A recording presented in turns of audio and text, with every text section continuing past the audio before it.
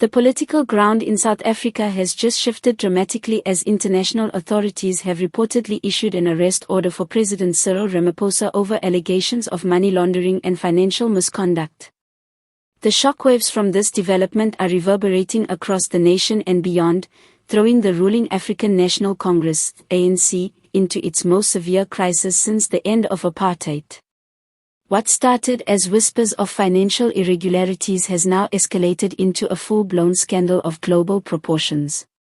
Reports suggest that investigative bodies tied to international financial watchdogs and anti-corruption agencies traced large-scale hidden transactions, offshore accounts, and suspicious financial flows allegedly connected to Ramaphosa's inner circle.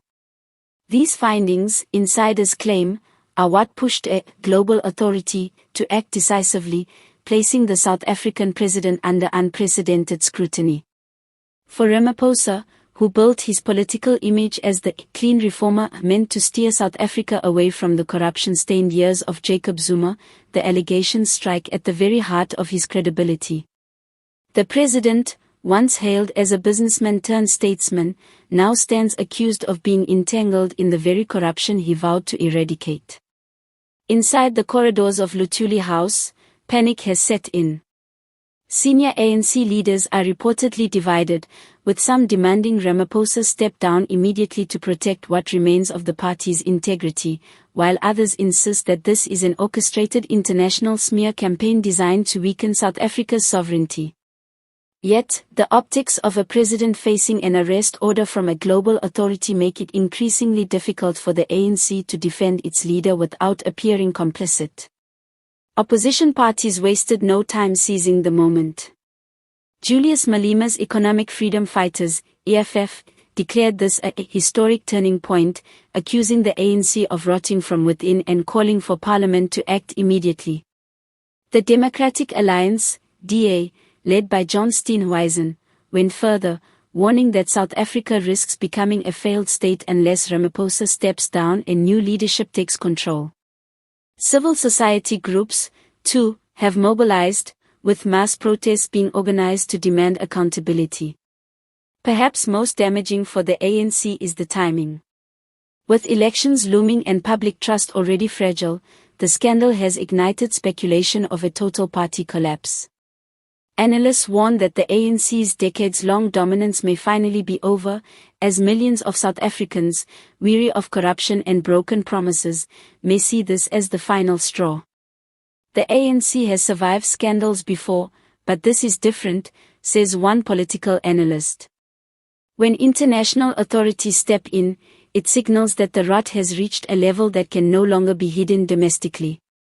For ordinary South Africans, the news has been met with a mix of outrage, disbelief, and resignation.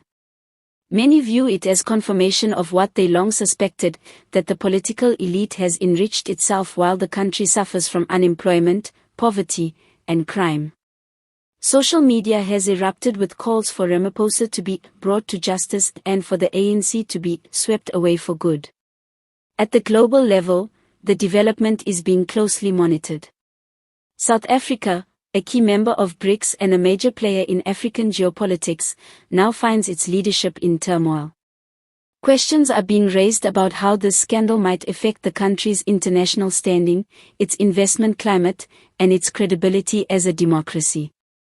Ramaphosa himself has yet to make a detailed statement, though sources close to the presidency claim he intends to fight the allegations vigorously, framing them as politically motivated attacks by forces opposed to South Africa's global rise. However, with an official arrest order reportedly on the table, the president may soon find himself cornered, forced to choose between resignation and an unprecedented legal battle that could bring the entire ANC down with him. The collapse of trust, the specter of international intervention, and the looming shadow of arrest have all converged to create a perfect political storm. South Africa now stands at a crossroads. Either it reclaims accountability and renews its democratic promise, or it plunges deeper into chaos and uncertainty. One thing is certain, the ANC will never be the same again.